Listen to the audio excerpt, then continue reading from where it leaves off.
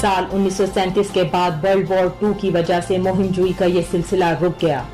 اور آخرکار سال 1953 میں جرمن اور آسٹرین ٹیم کے ایک ممبر جس کا نام ہرمن بوہل تھا پہلی دفعہ نانگا پربت کو رائے کوٹ کے مشرقی سمت سے سر کرنے میں کامیاب ہو گیا،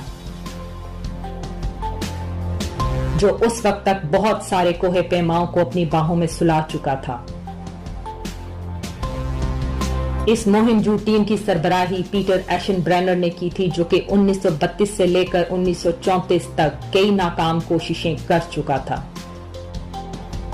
ہرمن بوہل، جس نے انتہائی ڈرامائی انداز میں نانگا پربت کو سر کیا، کہتا ہے، جب پہاڑ کی چوٹی مجھ سے 1300 میٹرز دور تھی تو میرے ساتھی کوہ پیماؤں نے موسم کی شدت کی وجہ سے واپس جانے کا فیصلہ کیا